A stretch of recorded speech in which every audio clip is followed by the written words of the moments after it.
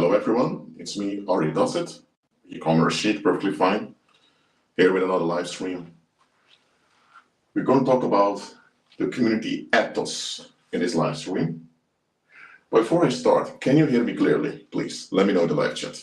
Let me get my other phone to check the live chat too.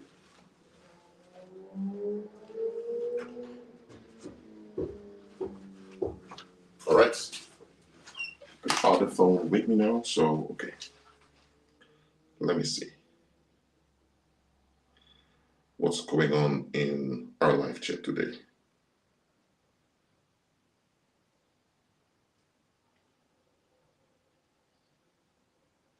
Okay, I see Justin is here, Curly Girl is here. Thank you all for being here. You can hear me clearly? Okay, that's good. If you're on your bike, Justin, pay attention to the road, please. You can listen. It's perfectly fine. So, let me see. Okay. Okay, you can all hear and see me clearly. That's good. So now it's time to continue with the rest of the class. Ethos. What is the ethos? Or we say ethos in American English or British English. But ethos is ancient Greek for character. Now, as an anthropologist, these terms also, I can tell these terms also used for the community. So I talk about it from a community standpoint. How does ethos take place in a community? So let me get closer with the smartphone. Hold on. Okay, let me just hold on like this. Okay. It's all right. Community ethos. The community ethos is the mission statement of a community.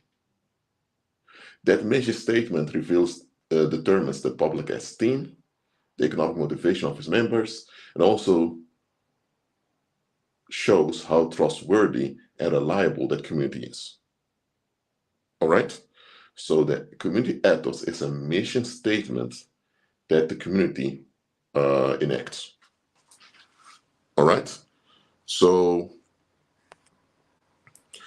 for example, let's say you have an island, let's say Malta. And in ancient times, the main source of income for the Maltese people were fishing. And eventually the Maltese people were conquered by the Greeks, then was power shift towards Rome. So now the mission statement became that they should be the best fishermen in the Mediterranean. I'm just making something up. Let's say the mission was to be the best fishing community in the Mediterranean. Now, first of all, fishing was the only source of income they had. So, well, they had to show themselves to be worth it. So let's say now you have a mission statement, we have the best fishing community in the Mediterranean. Based on this, now you have public goals. A public goal is a goal the public holds high. Because everyone has to be excellent fisher, excellent people that do in fishing. All people need to learn how to swim well, need to learn what different type of fish are around, and they need to be able to be physically fit. So being physically fit, being able to swim perfectly, and also having knowledge of fishing, all these things are public goals. Now in daily life, based on this, people in the community say, man, let me work out a bit more, or let's go swimming more often during our spare time. So the daily aims are all to achieve the bigger goal. And based on this, now you have normative behavior on the island. It's expected of you to swim 2 or 3 times a week. It's expected for you to be physically fit. It's expected for you to know all about different spices, how to cook and all that. So now the normative behavior is institutionalized in the community. So now if you don't follow the normative behavior, there's sanctions put on you, either by the government itself or collectively by the people. So that's an example of how an ethos works out. All right, so again, a community ethos is a mission statement of the community.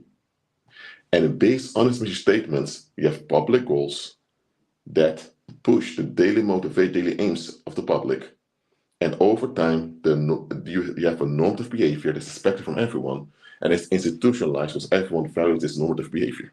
Okay? But it does not begin with normative behavior, it begins with a mission statement. All right? For example,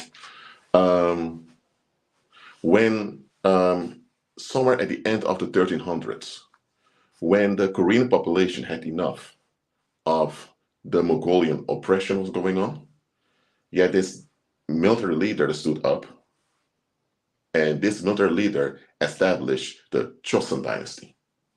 So Korea became independent under this Chosun dynasty. Now, you had the Korean population, Korean was a spoken language, so they had that in common. They lived in a mountainous peninsula. So that's another thing that was similar to them. So they had all these similarities, and they had one thing they had in common: they never wanted to have this Chinese or Mongolian oppression anymore. Now, the Chinese Empire was still the dominant economic power in Asia. They couldn't do anything about that, but they wanted to retain their independence from China by paying tribute to the Chinese emperor. So the mission statement collectively was, we're an independent nation apart from China, and we have to keep it that way. We are all we got. So based on mission statements, you had public goals. Everyone had to get along. Everyone had to have civil celebrations. Everyone had to contribute to the economy. So some people went into textile, others went into weaponry, others into sports. So the public was motivated to contribute. So it became the norm of behavior that you give honor to your leaders by contributing to the community. Anytime you didn't do this, there'll be sanctions on you. So that's how the Kingdom of Korea established itself. And the ethos worked well for several centuries. It did. Despite failed invasion by Japan, and despite multiple attacks by the Manchus and also the Chinese, the ethos of the Korean society worked. Okay. Now things changed a little bit in the early 20th century, but that's another topic. I just want to point out to you here that every community functions through an ethos. Remember, the ethos determines what people's daily priorities are. Most people think that their priorities came up by themselves individually and that their priorities are unique. No, your priorities are not unique. Your priorities are shaped by the mission statement of the community you belong to. Okay, now let's say you have a Chinatown in California, and let's say the Chinese migrants over there, they want to keep their Chinese culture relevant. Now that's the mission statement. We have to keep our Chinese culture relevant. Now, based on that, it means everyone that's Chinese has to learn Chinese. It also means that you need to keep the Chinese population up over there. So either you get more people from China to move over there to the Chinatown, or you have more Chinese babies. So now there's a note of behavior for the Chinese migrant population in California to prefer Chinese partners and to have Chinese babies and not to quote unquote mix with other ethnicities. That's a normative behavior. And the institutionalization is a bit limited because the Chinatown is in the United States. So the government cannot come with actual deep sanctions on any Chinese woman, for example, that uses a European or African or Hispanic man. What they can do is they can withdraw privileges and benefits and social support if a Chinese woman would do that. Okay, so that's another way how a community can develop an ethos. So an ethos isn't just something nationwide or in empires. It's also something that can be done in a small community over there amongst migrants. Oh, and by the way, corporations, capitalist corporations, eventually also begin to use the ethos in order to motivate their coworkers. Think about Microsoft. Think about even things like places like McDonald's or places like British Petrol or Shell or Philips or Sony, whatever. Capitalist corporations, they realize that they need to run the corporations as a community, just like Christ did with his. So capitalist corporations, which are pagan in design, they mock the true corporation, just the body of Christ, which I already explained. All right? So capitalist corporations, they come with an ethos for their workers. And this ethos triggers community bonds within the corporation. That's how you end up having people spending 20, 30, 40, even 50 years working at the same company or the same corporation and then retire. Why? Because there's a community ethos that keeps them there. And after the community ethos of the corporation is the same as the local community over there. You can't go, for example, to an Islamic country and you come with a Buddhist ethos. No, it's not going to be a match. It's going to be a conflict. You can't insert Buddhist values in a company and a company functions in an Islamic country. That's going to be a big disaster. But if you have Christian values, which have some similarity with some of the Islamic values, now you can have that Christian corporation. There's not really such thing as a Christian corporation in the world anyway. Let's say you have a corporation that pretends to be Christian. They can use the common values they have with the Muslims just to make their corporation work in a Muslim area. So before I continue, is it clear to you what the role of a community ethos is? Let me know in the live chat. If there are any questions about it, please ask them now. Let me know, please.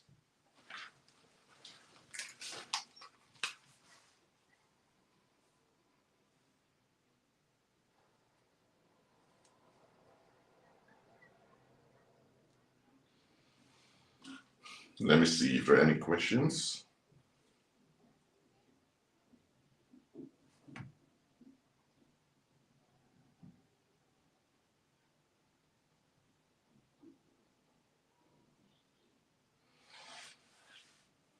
I'll just wait for one more minute. Then I will check if there are any questions here. All right, let me see. So, a community ethos is a mission statement of a community which generates public goals that determine daily priorities of the public. The priorities become normative behavior and eventually normative behavior is institutionalized by institutions, whether it's by the government or by churches or by just companies or wealthy people around. So, okay. Why the ethos? Because you need to understand when the Greeks conquered the world under Alexander from Macedonia, the Greek Empire was quite big. The Greek Empire had Greeks living in it. Now, the Greeks were not united because you had the Athenians, the Spartans, you had the Epirus Greeks, you had the Romans, you had all these Greek groups, which were all in rivalry and competition with one another. To the outside world, we call it Greeks, but they themselves also make distinctions. So the Greeks, as a group, needed an ethos in order to function together.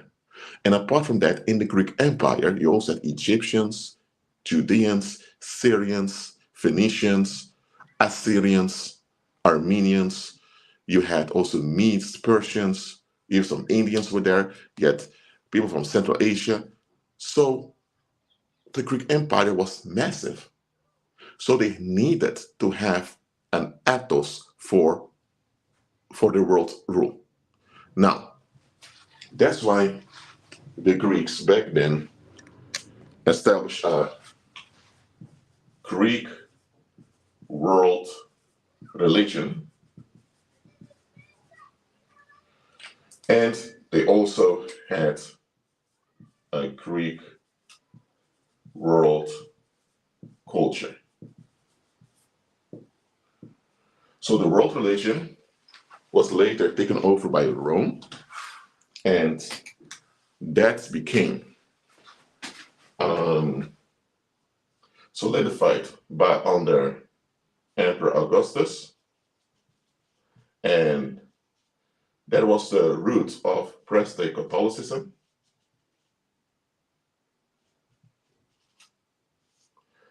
And the Greek world culture, it remained in common perspectives that cultures shared with one another. That's how it worked out. And with a culture, it's also important to have an economy. So you also had a common Greek world economy. That became the law of the sea, which still in place internationally in international commerce till this day. The law of the sea. All right. And the law of the sea was solidified also by Emperor Augustus when Rome took over. So they needed an ethos for their empire to work. Now, the ethos was not that effective. That's why the Greek Empire crashed in multiple pieces. Now, the Roman Republic, which was Rome began as a mixed Greek colony, which was abundant. The Roman Republic expanded under Julius Caesar into what do they call in France, ancient France, but then called Gaul. But expansion caused more conflict, so the public turned on Julius Caesar and killed him. The nephew of Julius Caesar, Gaius, which became Caesar Augustus, he included the rest of the Greek dynasties and established the Roman Empire, in which the Greek world religion was reformed, the Greek world culture kind of stayed the same, and the Greek world economy became the Roman economy. So the ethos remained, but had to be adapted to be more inclusive, because the Greek ethos was a bit exclusive, mainly focused on the Greeks, and the Roman ethos, based because Rome began as a mixed Greek colony, was a bit more inclusive of the other cultures which were not Greek. So just so you understand that an ethos is necessary to keep a population functioning with one another. And the ethos needs to be up to date and it needs to be sustainable. So I'm going to write that down for you. An ethos needs to be up to date and has to be sustainable. Okay? Up to date means cultural relevant. For example, by the time the Roman Empire was established, it was not relevant anymore to learn about the Persian gods or to learn the Persian language. Why not? Because the Medo-Persian Empire did not exist anymore. The Medo-Persian Empire was over. Now, during the Medo-Persian rule in the world, it was relevant to know about the Persian gods and Persian language for obvious reasons. But now that the Roman Empire, the mixed Greek settlement, took over the world, now learning Persian is an option that may benefit you in some areas. But now the main relevant thing was to learn Greek and the Greek pantheon. So understand this, the ethos has to be up to date, and it has, so that's been culturally relevant and has to be sustainable. Let me give an example to you. If you go to the United States right now, and you begin to talk about the royal family, people think, which royal family are you talking about? Why? Because the United States is a union of republics. You get me? So in a union of republics, there is no kingship installed. So when the United States did not exist yet, and you still had 12 British colonies at the East Coast, then you can talk about the royal family. Everyone knew what we're talking about. So you can't come with a British ethos to the United States, which has long separated from Britain. They still have some similarities to Britain, like the language is similar to that of Britain. Some of their legal systems are similar to that of Britain, but you cannot come with a British ethos in the United States of America. It's not going to work because it's not up to date, and therefore it's not sustainable. Simple as that. Now, a community ethos, as I mentioned before, has to be sustainable. If it's not sustainable, it will not work. So for it to be sustainable, let me write it down over here. The public needs, hold on, let me see if I get another stift. One moment.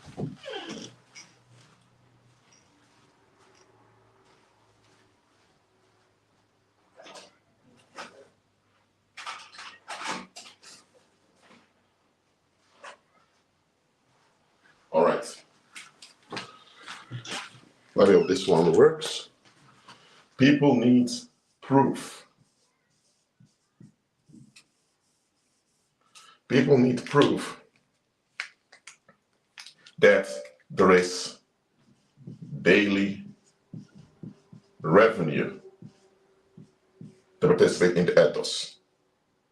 So, for example, if you have, for example, the Spanish take over the island of Cuba, like they did, and now Cuba is part of Spanish society. The natives that lived back then will want to know, okay, now you have these European men they come from across the ocean, that want to govern our home island. We already had our local kings over here, but now all the local kings have to be subservient to this other king across the ocean. Okay, what benefits do we have in getting along with Spanish rule? So, in that case, the Spanish had to provide, let me say, they had to provide benefits to the population. You had to provide benefits to the population. The benefits are meant to convince the public that ethos is worth it. But there's an issue with the benefits over here. Not everyone participates.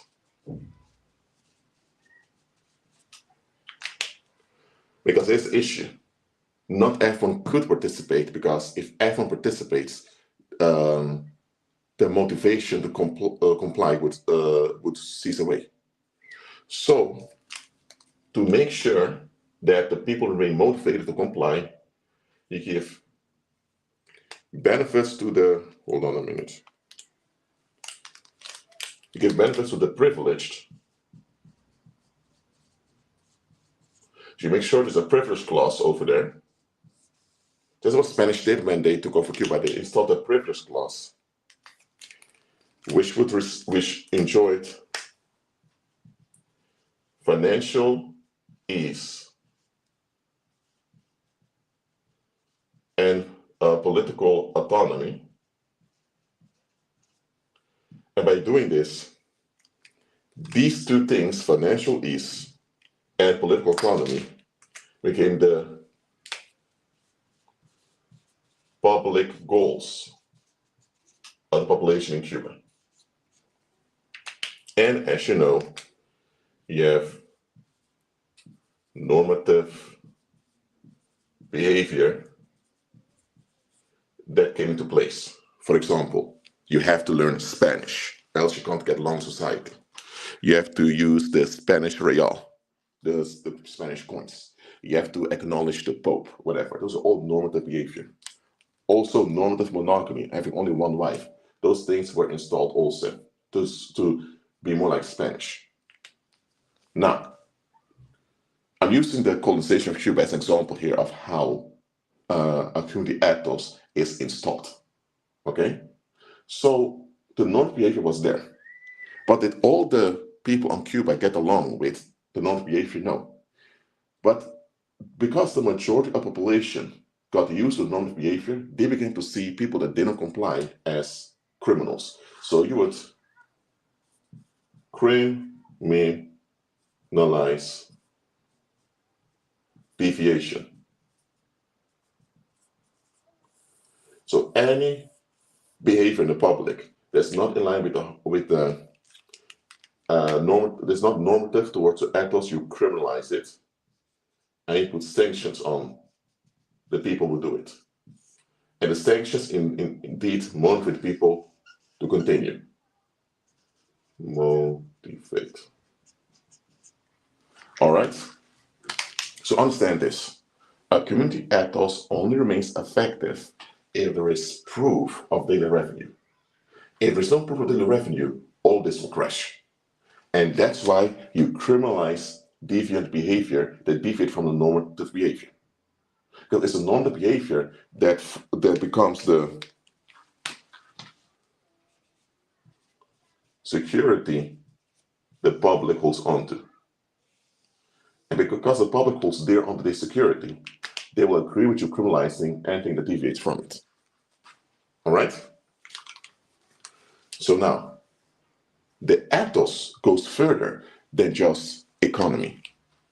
Because the ethos, for there to be an economy, there must be sexual motivation. All right? But before I start about sexual motivation, is this part here clear on how an ethos is sustained in a population? Let me know in the live chat. Let me know.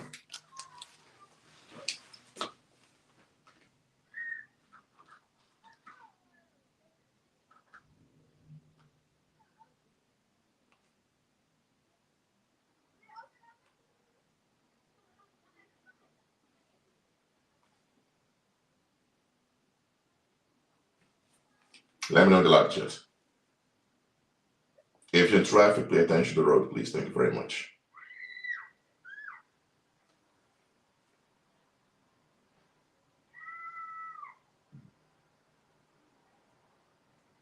This all clear to you? Let me know.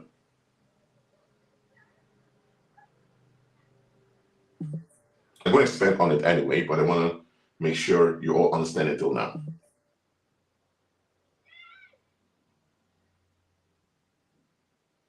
All right. Now, let us continue. So I'm going to wipe out this a little. Let me see how I'm going to do it. Okay, let me wipe this out.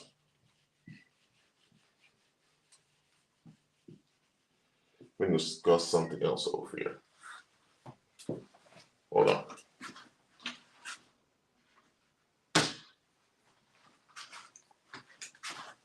In daily life, people have social roles.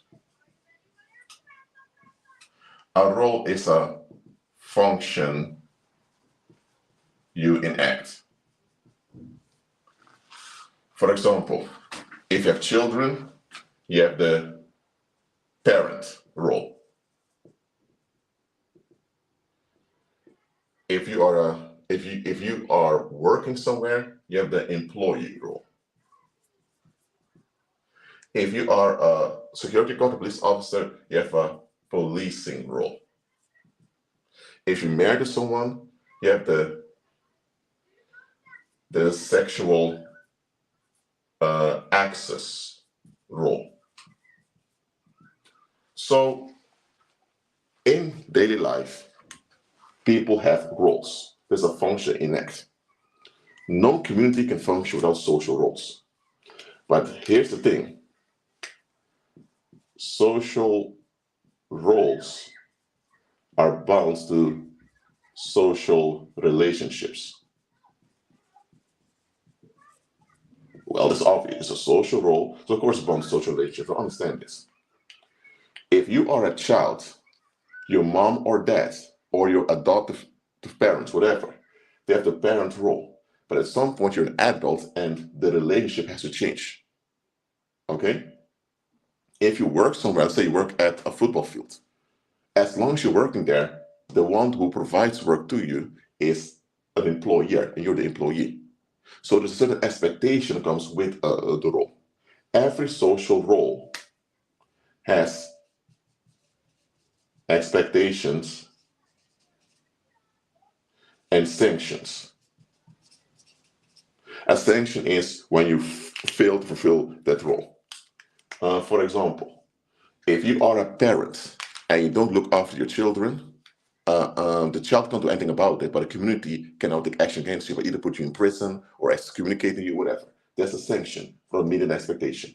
Now, why is the sanction there? To make sure the relationship remains safe. Sanctions are to secure safe social relationships. Okay? Now, the sanctions can also become oppressive. For example, let's say you are restricted from financial rights in the community. In that case, you are a slave. And the one that's dominating over you is your quote-unquote slave owner. In this case, the sanctions are oppressive because it keeps you in a disadvantaged state. So a sanction doesn't always have to be beneficial, it can also be destructive. But anyway, every social role has an expectation and a sanction attached to it. If you're a police officer, but you go very hard on arresting people, there's a sanction against you, namely you can be charged because now you're violating your leverage over the public. If you are a husband and you don't you cheat on your wife, there's a sanction, namely divorce or other stuff that can be put into place. So in a social role, there are expectations and sanctions to keep the relationship going. Now, social roles change over time.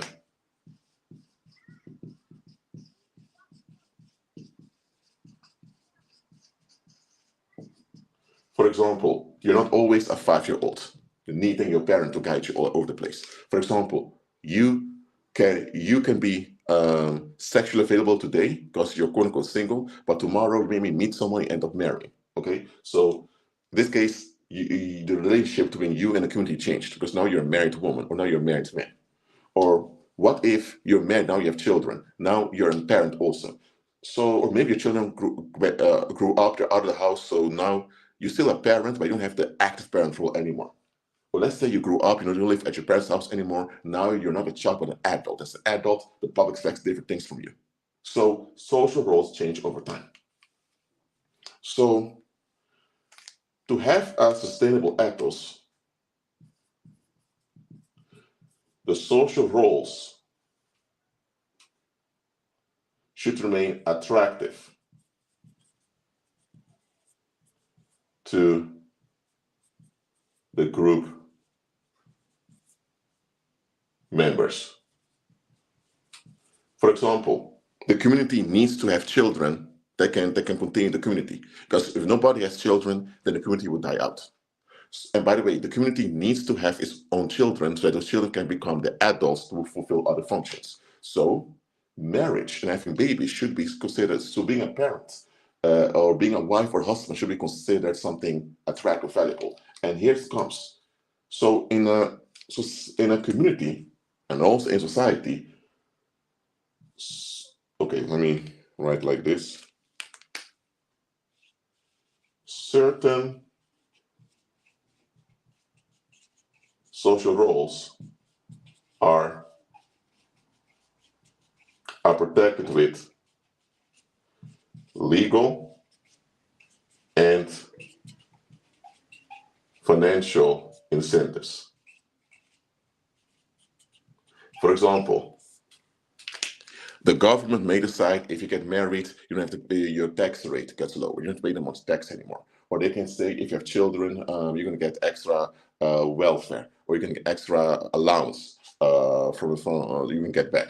So those are legal and financial incentives to keep these social roles attractive, so the public keeps enacting the normative behavior.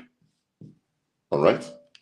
So every community needs sexual balance. Without sexual balance, no economy can work, and without sexual balance, any community would dissolve into violent anarchy. Well, anarchy does not have to be violent, but when sexual balance is gone, it will lead to violent anarchy. Everyone goes after everyone. And that situation everyone wants to prevent. Because nobody wants to be in a community like that. All right? Now, till now, do you understand the importance of sexual balance through social roles in the community? Is this clear onto you? Let me know in the live chat. Let me know, please.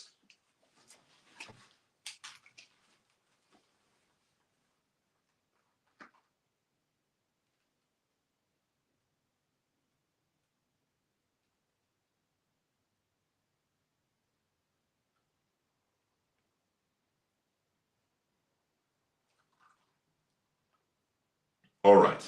So that's clear onto you. So understand, anytime a sexual balance is threatened in a community, the ethos will also lose its effect. Okay? Because again, the ethos generates a public esteem, so how people view the community. The public esteem also contributes to this economic motivation, how much people want to participate in the community. And if the public participates consistently in the community, that means this collective reliability, and people perceive the community as trustworthy. If the sexual balance disappears, the ethos will also become less effective. So people begin to perceive their own community as less important. They begin to have less motivation to contribute. And because of that, people begin to distrust one another more. And outsiders may not even trust the community that much anymore. So the best attack on a community is not through military action. It's by destroying their sexual balance. If you disrupt the sexual balance of any community, that community is over. Simple as that. All right? Now, every community and also every society insists on a sexual balance.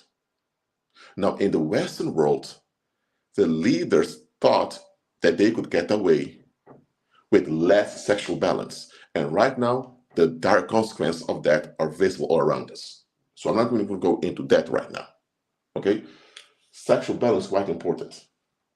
And this brings us as to why communities worldwide have such strict financial restrictions. And this is how they do it in the world, by the way. Believers can do it differently because we operate in an abundance mindset. But in the world, everywhere you go, there's strict financial restrictions. And I'm going to explain to you why. Okay? So let me go over here. Remove this.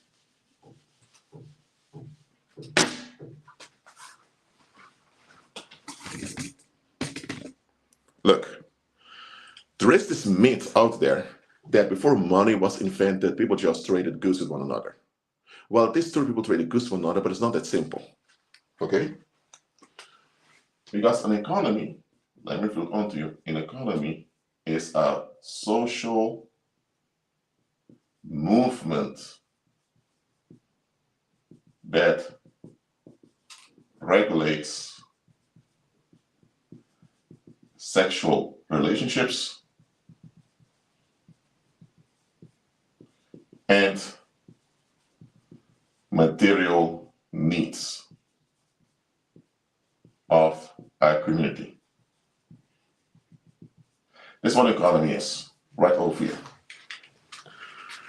And for those who are able to do this, if you're in traffic, please pay attention to the road or wherever you are. But for those who can do it right now, who are at home on your computer or laptop or on your mobile phone, repeat this in a live chat.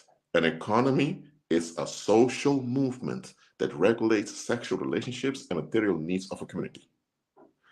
An economy is a social movement that regulates sexual relationships and material needs of a community. Repeat it in the live chat, please.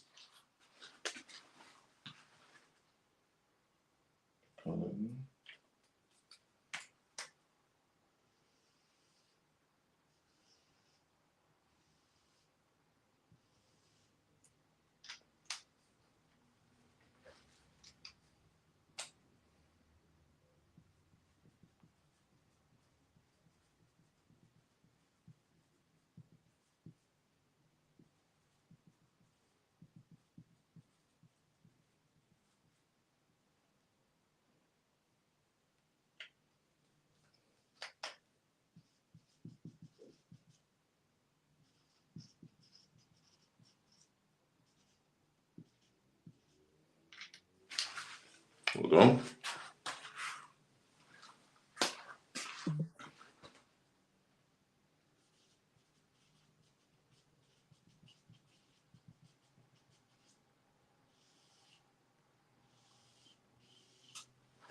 All right.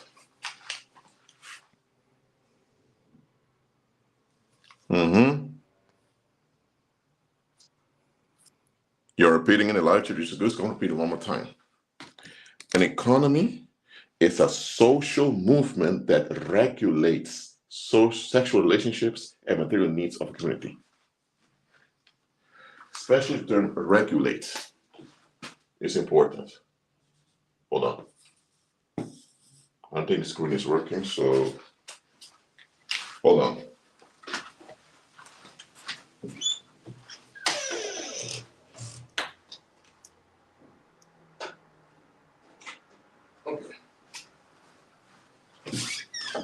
It's important for you to remember the term regulate.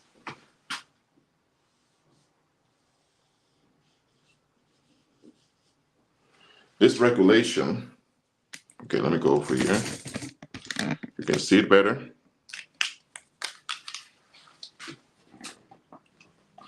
That regulation is done by institutions who use normative behavior as an outcome. So it comes back to normative behavior again. What is normally established in a community? Okay? If in a community is established, if in a community is normative monogamy, so every man is expected to be monogamous, that means that every man that is not married at a certain age is perceived as odd and gets sanctioned on them. If a man does get married early and also is loyal to one wife sexually, then he's promoted in that community. So, because an economy regulates sexual relationships and material needs. A lot of people think that sexuality and economy are two different things. It's not the case. An economy is a regulation of sexual relationships and material needs. The material needs are second.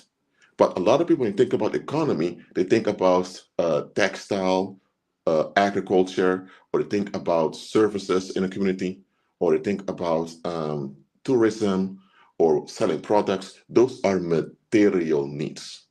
But above material needs are the sexual needs of the community. And the material needs are there to secure sexual balance in the community, because with sexual balance, you have public stability. So people get along at ease with one another. All right? So for this to work, the regulators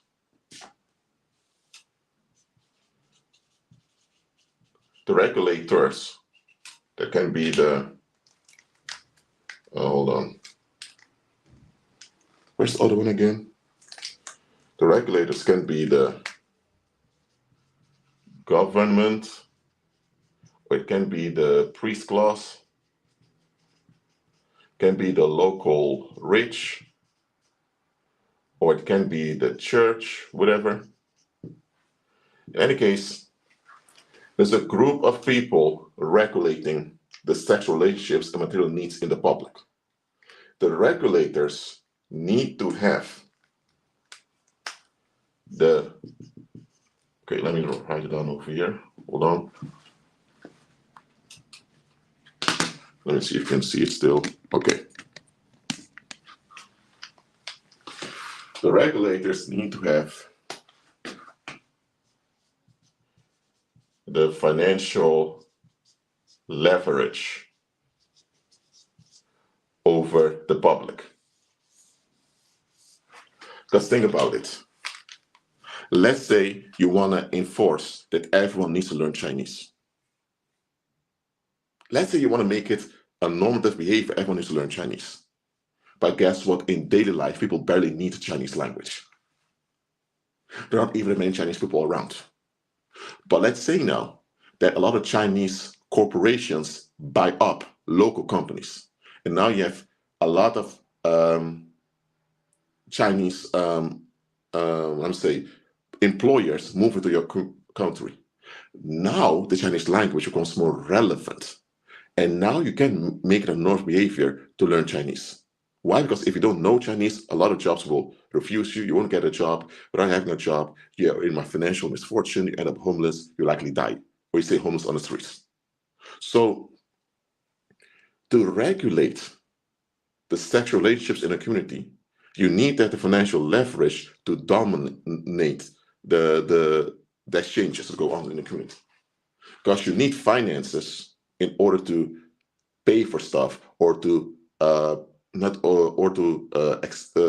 take care of the expenses.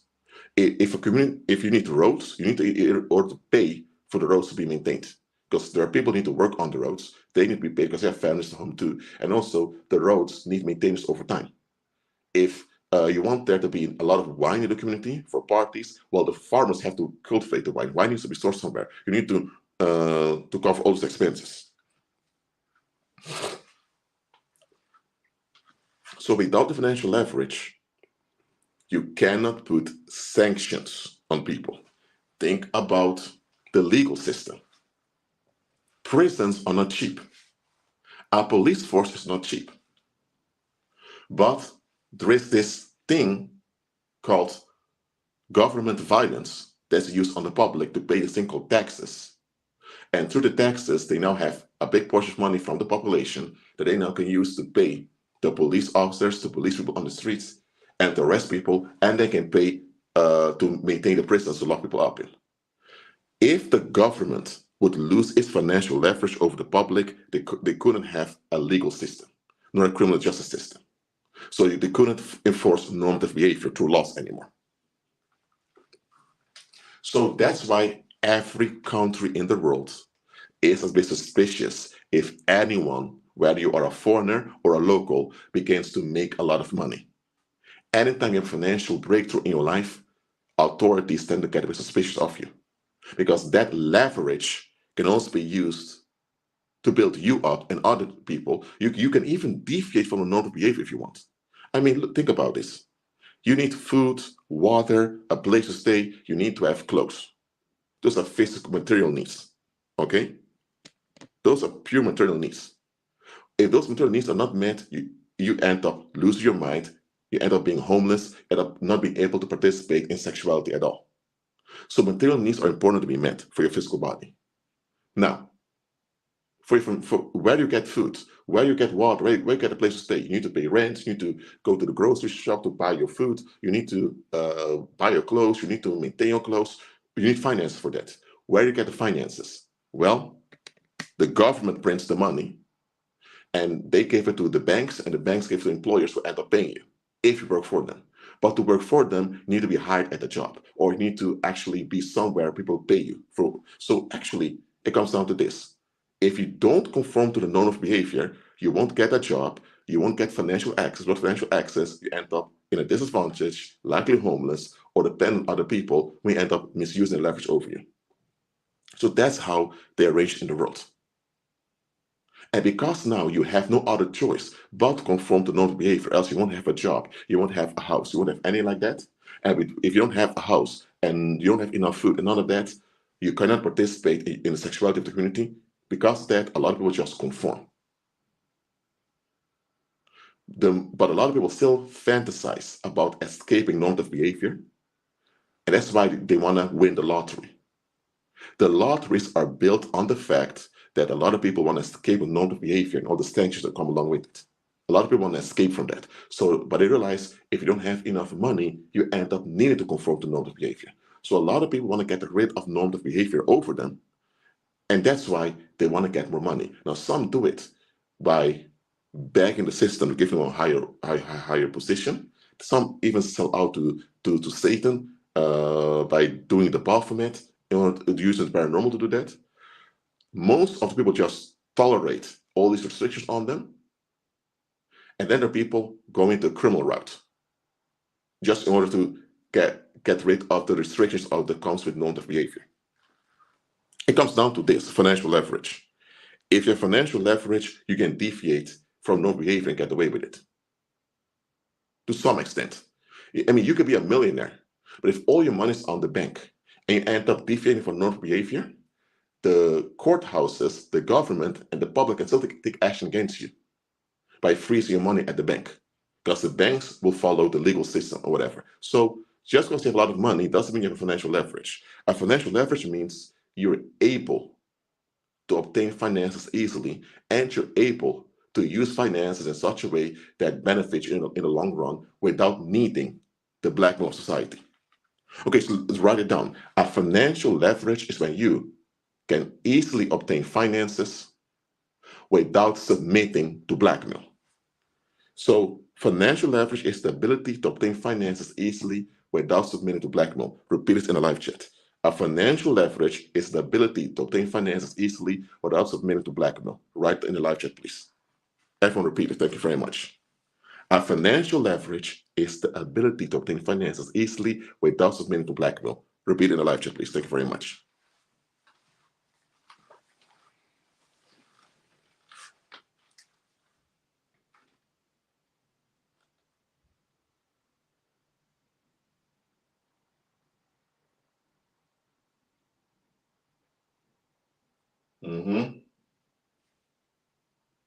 It's quite important to understand all of this.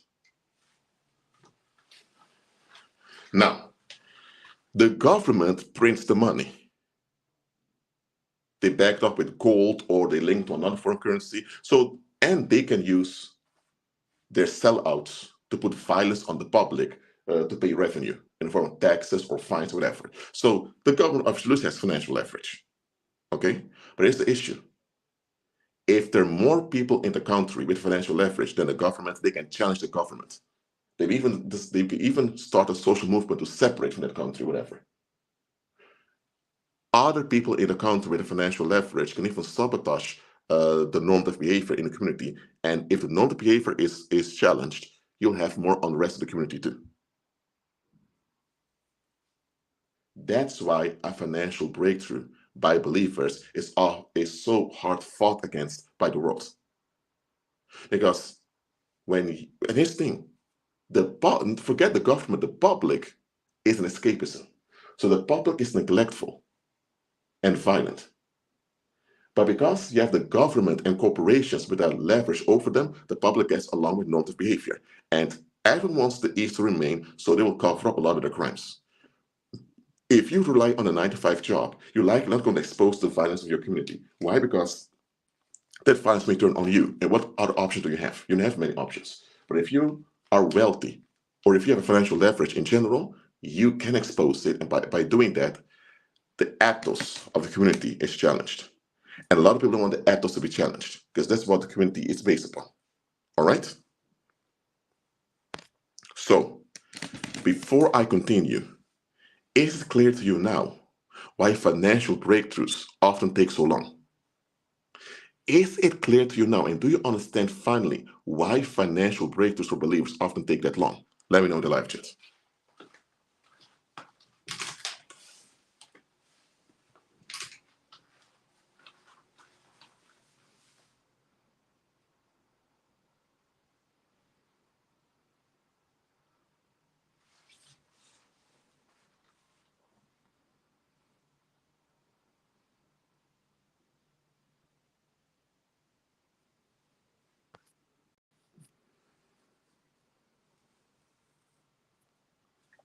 Look, if you are a gangbanger or a drug dealer, or if you are someone addicted to cocaine or whatever, if you're someone with a big liability to you, that liability can also be used against you to shut you down financially by putting you in prison or putting you on a blacklist or whatever. Okay? So that's why you see a lot of bad people in the world having easy access to finances. Why? Because everyone can use their bad qualities against them anytime to shut them down. But if you are a believer and you have the resurrection power of Christ in you, and you use this power to overrule the world's violence, and the world only has violence, violence is the only thing the world has. If you can overrule the violence of the world cannot do anything against you anymore. So the moment you get finances and they can't shut you down with violence, guess what? Now they have an issue. Now they have to submit onto you whether they want or not. And they don't, and the society doesn't want this. So that's why, as a believer, they're hard on keeping you financially down. If you see believers with easy finances and they were never attacked, nor retaliated against in the past, those believers are compromised. They're under blackmail, and that's why they are tolerated to be there. A true believer that walks in the resurrection part of Christ will always be fought against on a financial level. Always. And because of financial prosperity relates to sexual balance, so it means sexual health, that's why also on a sexual level, you'll always be hindered as a believer when you're about to break through.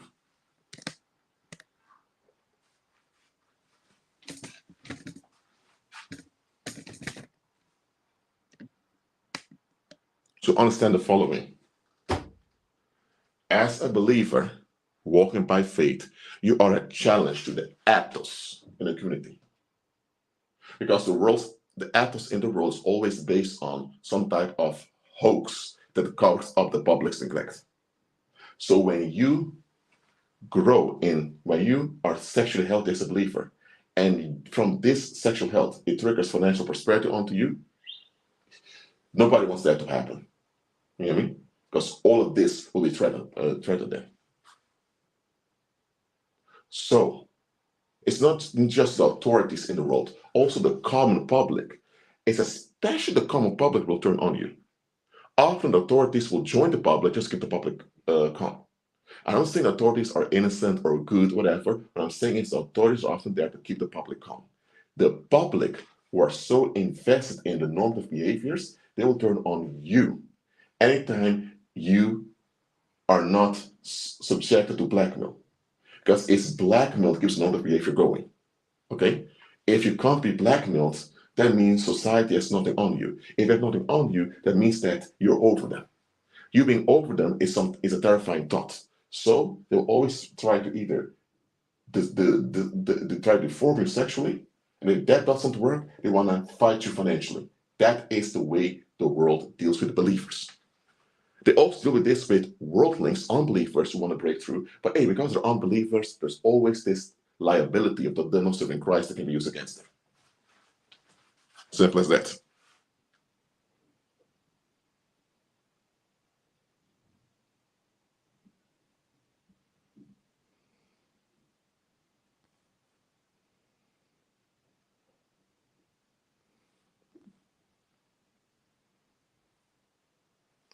So that's why a healthy sexual focus is primary. From this healthy sexual focus, you trigger financial leverage in your life as a believer. That's how you do it. Don't focus on resisting all of this. By resisting all of this, you are actually empowering them to resist back. Don't reciprocate the violence of the world.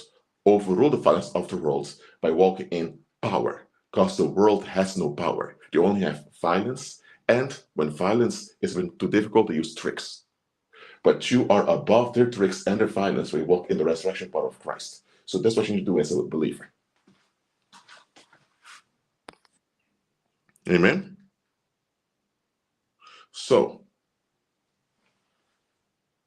this ethos is also important because without this ethos, because this is how it works on worldlings. Worldlings, by default, tend to be unstable. If worldlings have no normative behavior to keep them in check, they turn into wolves, exploiting one another. And it goes on and on and on. Everyone begins to attack one another. So there is an actual threat, a safety risk, when there's no normative behavior in society. However, the normative behavior itself is oppressive. So the normative behavior itself is not good. It's an oppressive thing, but that's all the world has. However, the believer has better because they serve the Heavenly Father. So the normative behavior has to be replaced with the impact of believers. But because the world holds on to restrictions and lack, they're going to fight believers. Well, the Heavenly Father authorized and appointed believers to take over anyway. And that's the big fight going on right now. All right? So, know how this all works. And know that if the world has no normal behavior, worldlings will turn on one another. But that shows how unstable they are apart from Christ. So their obligation is to admit how unstable they are and submit to Christ together with us. So now you know how these things will go in the world, and now you know why they're fighting believers. Now you know what to focus on and what to put aside. All right? It's at the end of the live stream right now. Are there any questions concerning this? Let me know in the live chat now. Let me know.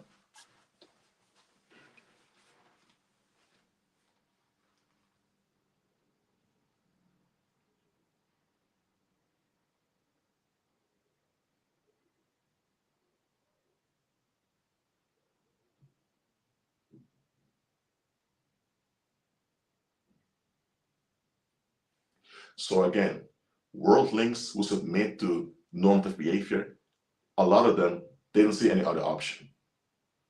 It's still oppressive, but they don't see any other option. That's why they have to be convinced by seeing us walking in power. Amen.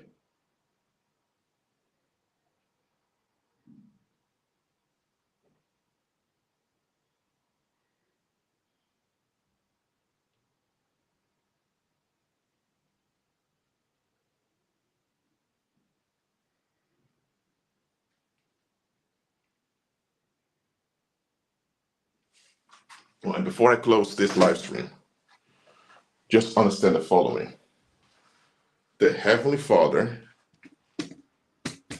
wants you to be financially independent, so you're not affected in any shape or form by the blackmail of society. Okay? So for God to have you financially independent, you have to be delivered from some of those toxic relationships you have with people in the world. Now, you can still have relationships with people in the world, but your relationships have to be different than how they used to be. And some people you need to be delivered from, because the majority of the public will unite to shut you down financially. They would. And murder will always be an option on their mind, just in case. Okay, that's how people in the world are. When they can't shut you down financially, they'll consider taking you out. Now, they won't do it themselves because now they want to go to prison and all of that, but they will use ways just to hinder you financially as much as possible. And a lot of you are watching this, a lot of you believers, you have relatives close to you who want to shut you down financially because they cling on to the toxic restrictions of society. Listen, some people will flat out hate you and explode on you, trying to get rid of you because you hinder their ease. Others will do it more subtly, but understand, as a believer, you will have opposition, retaliation, and enmity against you. Stay in your walk by faith, keep walking in love towards everyone, operate in forgiveness, but do not reconcile with people in the world unless they comply with justice. Simple as that. Just understand your relationships have to shift a little bit. Some of you need to be delivered from toxic relationships. You just don't even realize that's toxic yet. You don't realize those relationships are toxic, but you're going to realize it very soon. So, when God brings you low in life, go low. So that when He exalts you, you're fully safe when you're exalted. All right? Was it for now? Keep in Christ, be at peace. And I'll see you next time. Shalom.